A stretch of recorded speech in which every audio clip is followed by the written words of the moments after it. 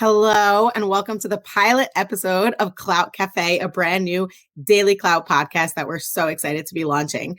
My name is Aitana. I am here today with Dr. Azada Khatibi. Dr. Khatibi is joining us from California, and we had a conversation a few weeks ago. It was fantastic, and it was interesting, and I learned a lot, and I'm really excited to be here with her again today. So, Dr. Khatibi, thank you for joining us.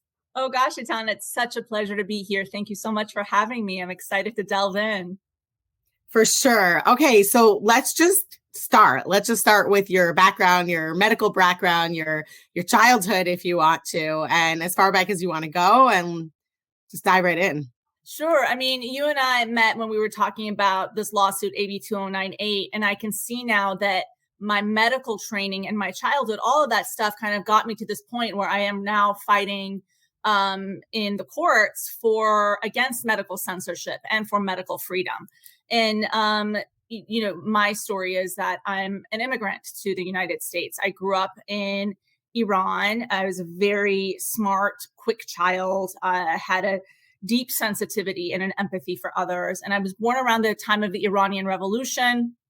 And then very soon after, we were in the Iran-Iraq War, and I grew up under the bombing there. And it really affects you, right? The trauma and the wounds of war, revolution, people censoring themselves, there being a difference between what's going on in your public life in school and then your private life where your parents are telling you, don't say that or keep your mouth shut when you're in school, right? It really affects you. And we immigrated to the United States when I was quite young, and I started school here. But like I said, I was a smart kid. I learned English in 2 weeks, and not 2 weeks, 2 months, and quickly, did well. And I thought that was behind me. Iran was behind me. But of course, and research shows this, the wounds and traumas of our childhood affect us not only mentally, but also physically as we get older. I was really good in a lot of different things, but ultimately what I wanted to do is to be of service every day. That was really important for me. I was a very ethically minded child. I'm still an ethically minded person. And I wanted to go to work every day and have a guarantee that I could help somebody. And so medicine just seemed the perfect choice. It was a guarantee of going and being able to help someone. And you could use science to do that, which was super cool to me. And I loved socializing. I'm a social person, so I could use my social skills and my love of people in it. So it just made sense. And, I don't know about you, but like growing up for me, I had a lot of really good to great doctors. And most of them were just great, right? And they were often in the private practice setting. They were independent. They were masters of their castle.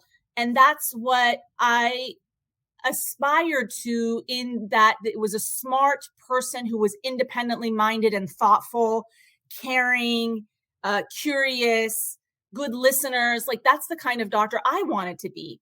So I ended up going to UCLA on a Regent scholarship. I studied molecular cell developmental biology. I got a minor in English, and I graduated with highest departmental honors, and I graduated Phi Beta Kappa. And I was selected into a very selective 12-person medical program that was 5 years long. And I got 2 masters during that time. I got one in health and medical sciences from UC Berkeley. I got another one in public health. I have a master's in public health from UC Berkeley. And then I got my medical degree from UCSF, University of California, San Francisco. These are all top schools, top in the nation. And I thought that when I became, when I entered into medicine, I was going to join this kind of elite group of the healthiest people in their mind, body, and spirit, that somehow they were going to train me to be like they were, because just logically thinking, you're going to think that doctors are going to be the healthiest emotionally, mentally in our society, right? Wouldn't you be that? Well, if they're the ones that are supposed to be taking charge of our health, then you would hope so. Exactly. And so I just logically thought that would be the case, right? That I would be entering into this elite group of very intelligent and studied people who were emotionally attuned and centered and mature and wise and appropriately social, appropriately conscientious, open, deeply caring, thoughtful, analytical, just all around excellent human beings, and that were trained by a history and system of all around excellent human beings, that and that they would be selecting people that had that potential to be that, and nurture them, train them, guide them, mold them to be that best version of a healer. But soon into it, I realized, no, that's not what the medical system is, right? And I was young and naive, and I just had the models that I'd grown up with. I had family members too who were just awesome people, very mature. I thought everybody in medicine was like that. But that's not what the system promotes. That's not the kind of doctor that the system promotes. And over the years, I've come to realize that it's a toxic system. The medical system is a toxic system. Medical training is a toxic system. It promotes burnout. It promotes moral injury. And it has human rights violations in it, what we call civil rights violations here, I in my mind. And there's a generational history of trauma and wounding and promoting ill health in medicine. And that's the conclusion I've come to. And just thinking about it, and thinking about, how COVID happened and the problems in medical education, the problems in the healthcare system as it pertains to doctors, looking through that lens, it just kind of makes sense that things turned out the way they did by just looking at the system that the doctors are trained in and the way training is going now, and the personalities and the ways they are kind of brought up in that system. It's a lot. When did you first realize, like, what was it that clicked for you when you were just like, something doesn't feel right?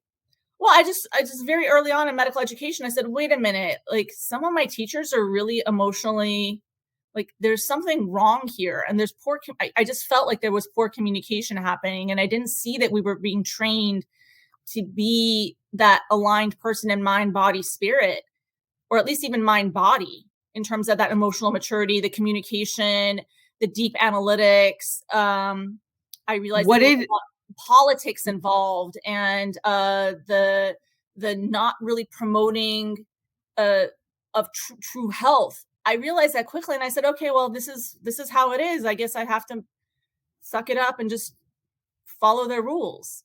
But it was really disappointing.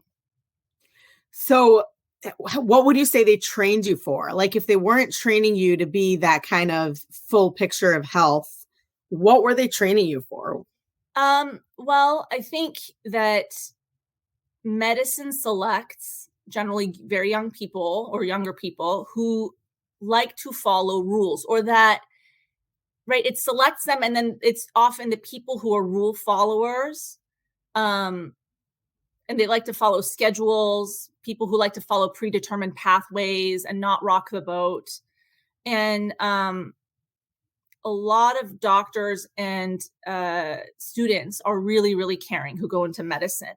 And there might be some sort of sensitivity, wounding, trauma in them that kind of wants to fix other people in order to make themselves feel good. So there's like this codependent or wounding tendency in them. And then they get into the system, and medicine kind of traumatizes them further. I also think medicine selects for kind of very deep feelers, and it also selects for like sociopathic tendencies as well. Both of those personalities often like to know like the path that they're supposed to go down. And then you bring these kinds of two, and then of course there's people in the middle, but these two populations are at odds with each other. So it kind of creates this toxic soup. I'm so sorry. I forgot exactly what the question you were asking, but I kind of went on. It's totally fine. I was asking, like, you feel like they weren't training you to be like this full picture of health. Like, they were training you to be just cogs in a wheel. Right. So they select for people who are good at that, right? People who follow those pathways. Interesting. And then the person, of course, then gets indoctrinated into the system as well. And then the system also kind of treats you really badly. The people treat you badly. It's kind of the elders in the hierarchy, right, of medical education were treated really badly in the past. And so then they do that to you, right? I worked long hours. I was barked at. People threw instruments at me. So I'm going to do that to you. And there's been a shift to making medicine more humanitarian, right? So the people who threw instruments at others when they got angry and frustrated, right? Because they weren't emotionally attuned, centered, thoughtful, people. They were like reactive and couldn't handle their anger management issues in the OR, right? Those people ended up getting reprimanded by the system because that was just like horrendous, right? So that's kind of shifted, but it's still so much, there's so much more to intervene on. The system has no empathy. The lifestyle. Can I pause you for a second? Because Sure. I wanted like kind of like do this together, because I also use the word system a lot, like talking about the system, because we know what we mean. We know what we're talking about when you say people go through the system or they're loyal to the system or the system creates its rules. But can we try to define it? Sure. Well, let's try. That's great. For me, I think of it as the frameworks that are in place, right? So there's a framework in place. Everybody like enters into the system, this framework in a certain way, or there's a certain path, things that you have to do. So in order to be able to be a participant in the system, first of all, you have to have met the prerequisites, whatever that is, right? Not just educationally, but socially. Right. You can't. And like you said, they select for specific personality types. Right. It self-selects. Right. And and the people who are entering the system, the framework, self-select themselves. Right. So in medicine, for example, you have to have done a lot of training, lots of schooling in order to even be able to apply to medical school. So the system kind of self-selects for that kind of person who's going to work hard and sacrifice and put their needs last. And so that's kind of the framework that before you can even enter, you have to have met those criteria. And then the second part is once you enter, you have to kind of follow this path that's laid out before you. You can't, and that's for good reason too. We don't want things to be in chaos. We need to have these systems, these frameworks in place. But then if the framework becomes too rigid, or if the framework has a history of wounding and trauma in it, then it's going to perpetuate. And then there's the framework, and then the system. For me also, there's like a dynamic quality to the word system, right? Because there's a momentum that even if you enter it and you're trying to change, you can't get out of that energetic momentum of that has been created by the framework and the people who have kind of pedaled in that framework before. You have to kind of swim that tide. It's very hard to kind of swim against the tide. So there's the framework, and then there's the momentum of the energetic dynamic momentum within the framework that you have to work in. That's kind of what I think of in terms of the system. What do you think about it? What are your thoughts about system?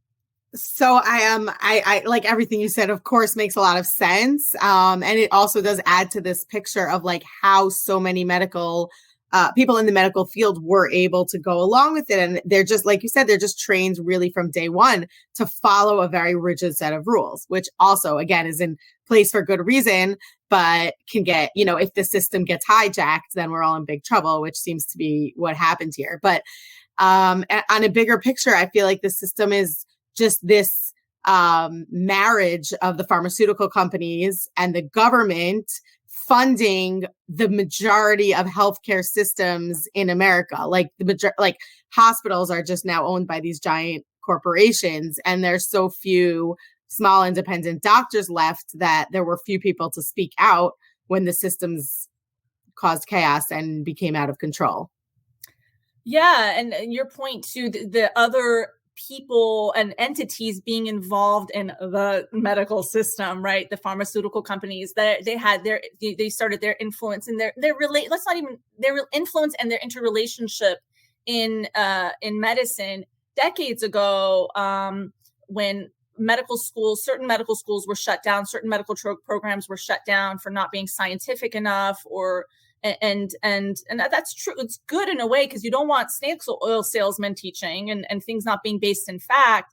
But if there's over influence in an unconscious way towards just medicine and not having enough time with patients, so you can't even address their issues, and you just throw medication at them or interventions at them when in a system where doctors are afraid to speak out, or they're just following guidelines, or they're burned out, right? So I'm talking, and I'm linking this back to that history of the generational trauma within medicine that kind of makes that perpetuates and creates really toxic working conditions. So you're burned out. Like, it's very hard for a burned out, morally injured person to fight, right? Or to even have time to think. So all of these things are kind of intermarried in this hot toxic soup. Thinking about the lifestyle of a doctor, like it's so toxic, right? Even in med school, but even beyond, like sleep is really bad. Social life is often really bad. You have family problems because you don't see them as much, right? There's a lot of stress. The diet in hospitals is terrible, right? The food given to in most hospitals, it's one of my it's friends, so disappointing. It's right. Like I was just like, why? One of my friends said, he's like, this is the brown fried diet. Everything is brown and fried. Now, my internship was really like that. And then of course the toxins in the hospital and the chemicals they use, right? It's a setup for burnout and illness, and the hours are long and you're taught you're going to suck it up. You're going to suffer in silence. And so doctors become really good at sucking it up and suffering in silence. Wow. Okay. It's a problem. How did you get through it? Well, I don't think I made it through very well. I ended up getting very, very ill, and that's not good. It wasn't good. Right. And this is why when I say the word generation, the traumas of the past, generationally, historically, what happened to you as a child, research now shows those things catch up with you and cause disease decades later. And so I got sick and I had to turn my life around 180 degrees. I started taking care of myself the way I should have been taught as a child and as an adult, but I wasn't. And the way medicine should have taken care of me, but it didn't. I started really focusing on my health, physically, mentally, spiritually, and with the sleep, with the stress reduction, really eating good food, social connections, mindfulness, my exercises, all of that kind of, I was shocked into having to do that.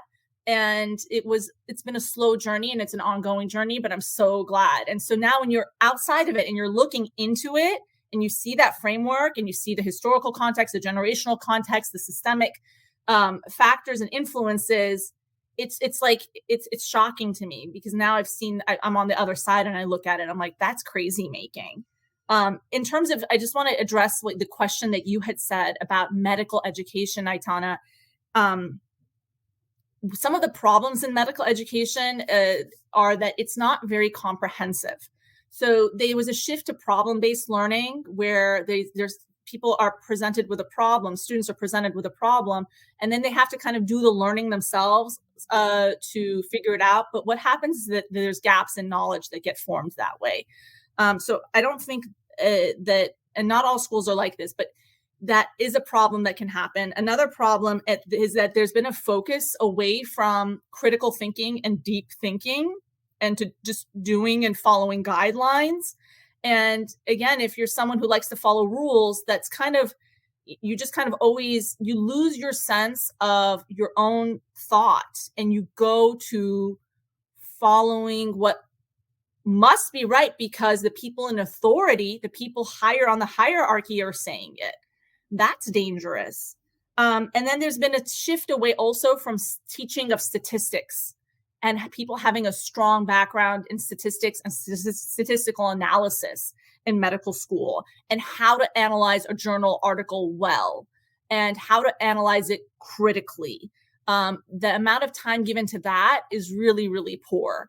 And so then people don't develop the ability to look at an article or science research that's coming out. And you saw this in COVID with a critical eye, with a critical nature. What I learned, because I got my master's in public health, I took statistics classes, and I realized how easily you can use numbers to tell opposite stories. So you can take the same data and twist it one way to show one thing, and you can take the same data and twist it another way to show the opposite thing. And when I saw that, I realized, oh my God, we need really great statistical training in medicine, and we need people to understand how data can be manipulated. But that's not really taught well in med school at all. And if it was taught well, I mean, it's not, but if it was, meaning to teach it well would be to teach the students to recognize when there's manipulation happening using numbers and statistics? Yeah. Is that part of it? Yeah, and that's more than just basic statistics. That's like higher level advanced statistics. And my thinking now on the other side of it is we should have more than a basic understanding of statistics in medical school. And that's not even like taught. I think we're actually veering away from that in medical education, which is dangerous. So you actually need, I would argue, you need higher level statistical knowledge. Okay, because I mean, this war we're fighting right now is clearly an information war. And each side is trying to use the information they can in whatever way to prove their point or prove their narrative. The problem is that one of the sides that are trying to do that harmed a lot of people with their manipulated data. And like, these people they will take a book in front of them of vaccine injured people who got injured within a day or two of their vaccine. And they'll be like, but the data shows us it's safe and effective. Like, how we can't have conversations. Like, we're not operating in the same realm. Yeah. And a part of it is, I think that it's very hard for someone who wants to believe one thing to change their mind unless they're open-minded and deeply, thoughtful and looking at, okay, well, maybe the gross numbers look like that something is safe, but actually if you stratified it based on, for example, age, or if you stratified it based on gender, or if we stratified it based on sensitivity level, neuropsychological sensitivity, neuronal sensitivity, which is like 20% of the population is highly sensitive compared to the rest of the 80% of the population, neurally I'm talking about, in their reaction pathways. Could we see a difference?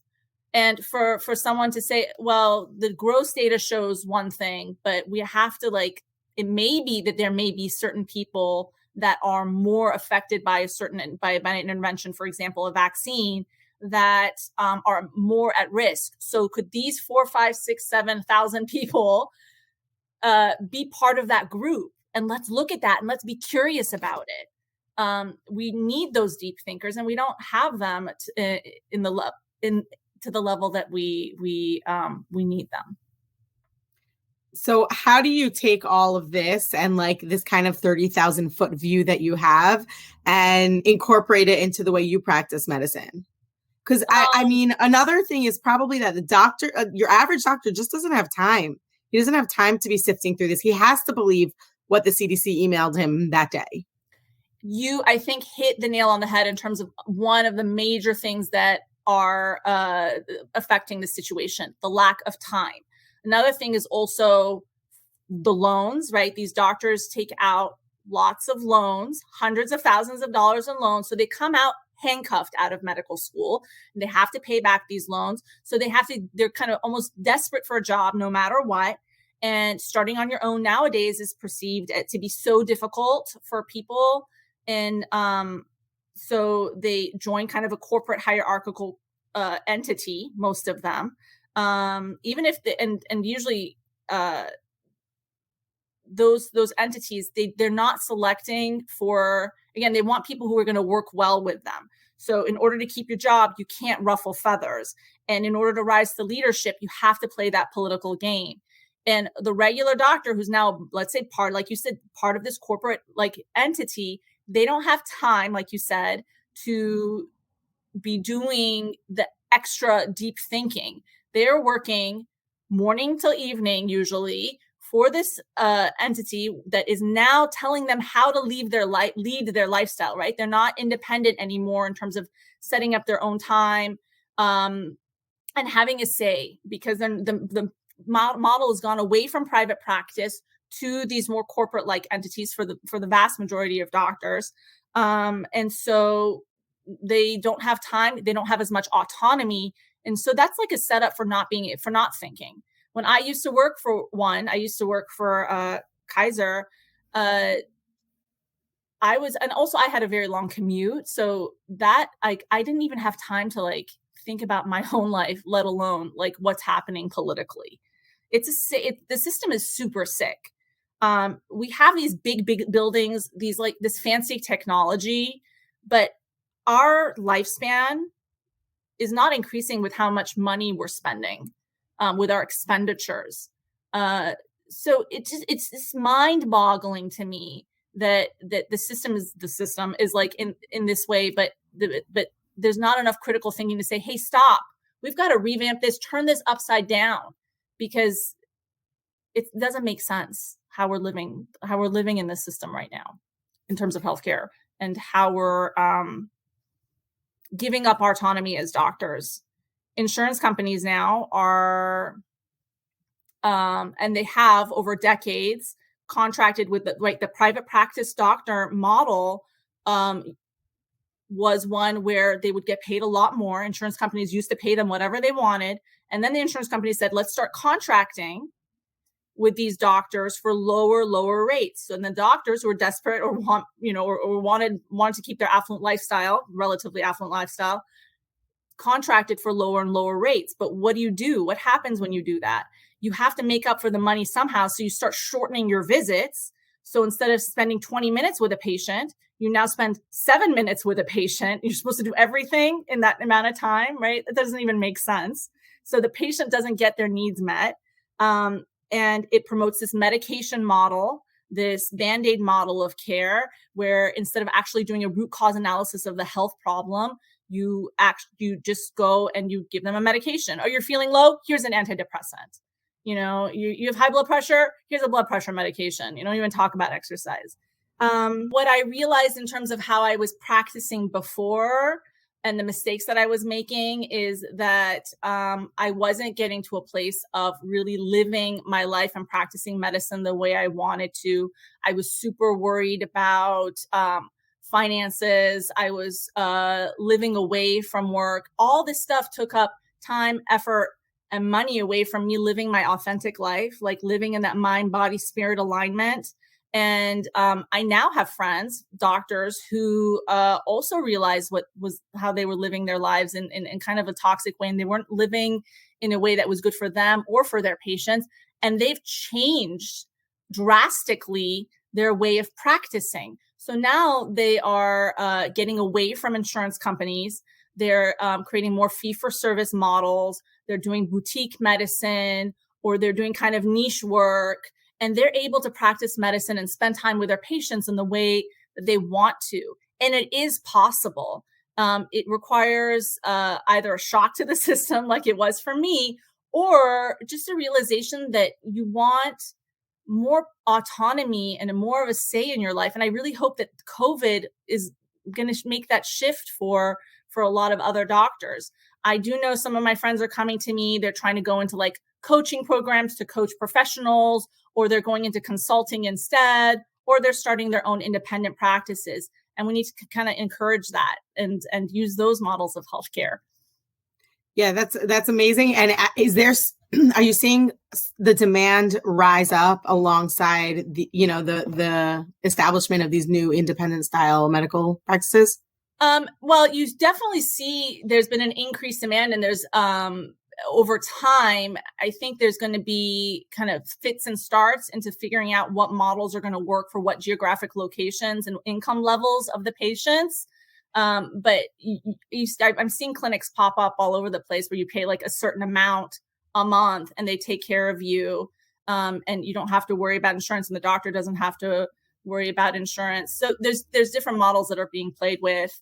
I think the main thing is whatever these new models end up being is that the doctor tried to keep their autonomy as much as possible, because under the current system where you have this huge bloat in the system with administration, the doctor doesn't get a say in how much they work, or what guidelines are being met in terms of for example, vaccination. Like there may be just like a institutional wide mandate that we have to increase our vaccinations, period. And so if a doctor is like, well, I actually don't think this would be good for this patient, there's no ability for them to say no, and or they may be afraid to lose their job because of that. So we need to kind of make sure whatever systems we create, that the doctor's autonomy gets kept in that as a high priority. I think that's really key. And I hope that like this whole experience has opened people's eyes and that people will start seeking out this type of medical attention, or at least become aware that it exists. And it's really like a note of optimism that healthcare is going to shift. I think the old system, it seems like it's too big. It's just too gigantic and out of control, and it's not controlled by any one person. It just became a monster that can't be controlled, that you have to operate within in order to climb the ladder and succeed. And I think our best bet at anybody who cares about looking to the future with like independence in medicine and independence in health requires like breaking away from the system like you and your friends are starting to do, as opposed to trying to operate within a completely broken and, like you said, sick medical system. You know, Aitana, there's 12 layers of people in those systems that you're talking about that are so sick. There's like at least 12 layers of people between the doctor and the patient, the administration, the paper pushers. It's a big, sick, bloated system, like you're saying. Between the doctor and the patient? Yeah. So what I'm saying is, like, if the doctor wants to do something for the patient, the many layers in order to get approvals, there's at least 12, I think, on average, layers of people putting that paperwork into place, for example, getting the authorization, then reaching the insurance company deciding, then another person in another layer of the insurance company has to get that paperwork and get decided, and goes down the line. And then hopefully, if it gets approved, then the patient gets the treatment that they want. Like it's mind-boggling. Regulated ourselves into a system that is killing us. Like, we've just created regulations on regulations, and there have to be some sort of guidelines, because you can't have charlatans or scammers or fake medications floating around, or like witches brews passing themselves off as doctors. But there has to be like an in-between, and we're like nowhere near the liberty side of medicine within the system. I think we need to watch out for is also, this is another thing that can take away doctors' autonomy, the introduction of artificial intelligence. And right now, even there's these things called e-visits that follow a computer algorithm. If you have a health problem, you like go see an e-visit where the computer is telling you whether or not you should come in. It takes the humanity out of it. Yeah, well, they're doing it. This kind of goes back to like capitalism and what kind of capitalism we want. Like, they're doing it to fill in gaps and reduce costs, right? Just like there's a doctor shortage right now, and they're bringing in other allied health professionals to kind of take over decision making, but they don't have that training, that the deep thinking training that I'm talking about, the doctors don't, that doctors need. So I think what I'm concerned about in the future is less patient protections. I'm concerned about less individualized care. I'm concerned about that human element, like you said, being taken away. I'm concerned about loss of privacy, right? When there is data sharing and there's integration of artificial intelligence systems, or just technological algorithmic systems, and a push to like an electronic medical record where everything is shared by every hospital and every doctor, and everybody has access to your healthcare. There's going to be privacy breaches. There's going to be data breaches. And then the question is, like, do you want somebody in New York that you're just starting to see knowing everything about you? Like, I don't. And seeing everybody else's evaluations of you, I don't. Right. So that's another thing that I'm really, really concerned about.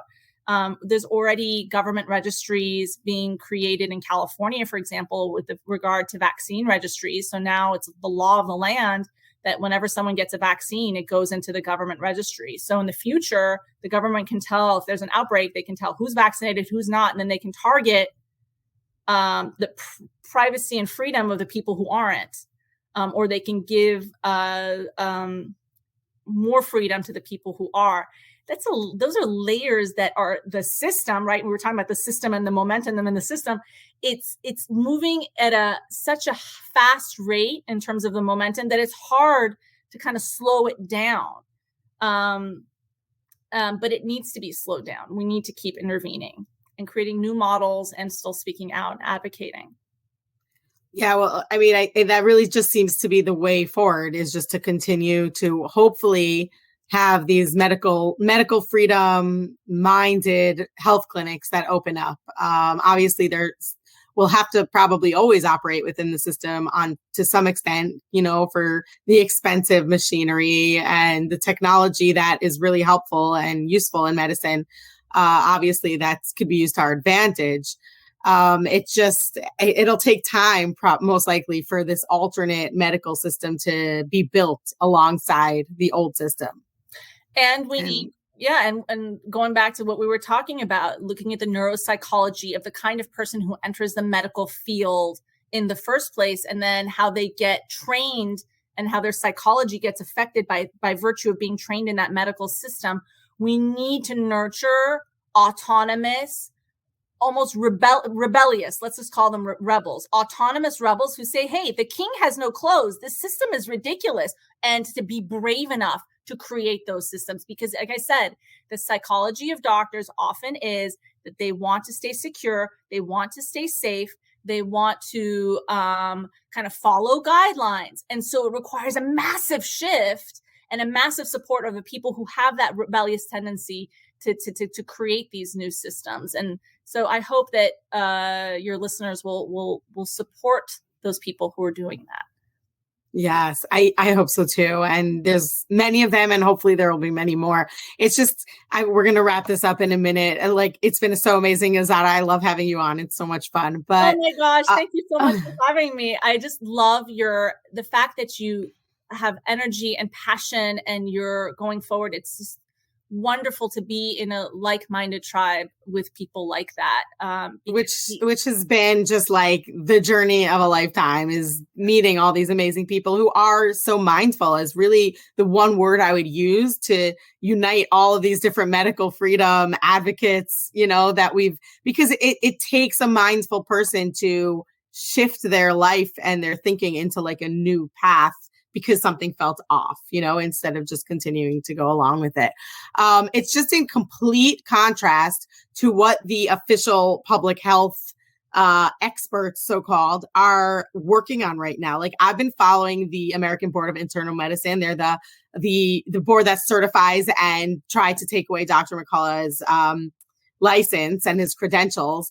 And they have all of these connections to these misinformation research centers and public communication, like these little outposts of where they'll collect problematic misinformation and spread it out to their like-minded organizations and try to combat it online. And these people are advocating right now for public health communication in college.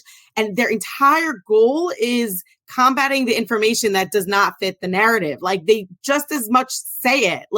In these meetings they have with each other, they'll say things like, I know people are worried about vaccine side effects or medical freedom, but we really need to explain to them how their medical freedom could harm my grandmother. I mean, they're still saying these kinds of things right now. And it's just it's unbelievable. It's diametrically opposed to the approach that you want to see going forward. And, our colleagues in this medical freedom movement want to see going forward. And it really just highlights the difference between the two approaches to medicine. Yeah, one is a group approach, which goes against individualized care and is not attuned to the individual needs of the patient. And one is the one that's actually ethical, where you're serving the needs of the patient first and foremost, and serving the autonomy and giving them the right information as opposed to what's going to serve the interests of the group. I believe it's the same people, but don't quote me, guys. The Board of Internal Medicine had an opinion in the New England Journal of Medicine published recently, or maybe there's people from the Board of Internal Medicine, basically saying that misinformation is a huge problem. Disinformation is a huge problem. So is misinformation. And we need to crack down on this. So this is not going away. This is not going to be, as COVID virus gets weaker and weaker, that this is going to get weaker and weaker. They're actually going to use this as a model to increase authoritarian-like measures on people. Right. And it's thanks to people like you who are actively pushing back and, bringing the misinformation is nonsense judges out into the public eye, to remind the medical system that, they don't get to just decide. There's no such thing as misinformation. Misinformation is the word itself is the weapon. What do you mean? Tell me about that. What do you mean by the word itself is the weapon? That's their weapon, you're saying? When they yes, like exactly. They're literally just using it as a cudgel, using it as a weapon, and then moving past it, but using it as a weapon to say, oh, that's misinformation, moving past it, never addressing the issues. That's such a great point. That's such a great point. They've weaponized that word. They've weaponized it. Wow. It's just crazy. But now you and this judge have dulled their weapon by calling it nonsense, hopefully. I hope so, and I hope we'll see. Hopefully, the judges. This is the lawsuit that I'm involved in with AB 2098 that goes in California, goes after doctors who they don't follow consensus or with regard to COVID. The state says we can take away your license if we need to, and we went after it in court, and the judge said that this law is nonsense. Now we're waiting to hear his final ruling. He granted us the preliminary injunction. But my word is on the street that the government is not going to appeal this if they lose, but they're actually going to go and try to pursue other lawsuits regarding the same law that they think are weaker cases that they can win against. And so the government is actively strategizing, not for truth, not for ethics, not for what's correct and right. They're actively strategizing just to win. And that's when I saw the strategizing that was happening behind the scenes of what the government was doing to win and make this law the law of the land. I saw that they weren't caring about like what's correct, that they weren't saying, hey, hold on a minute. The judge's argument actually makes sense. Maybe we are keeping them from their right to due process. Maybe we are keeping them from their constitutional rights. They just want to win.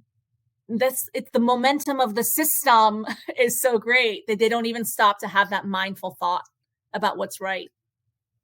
It's sad and hopeful, bittersweet. There's so much about this era that's just, unlike anything we've really lived through or have been aware of, I think, before in our lives.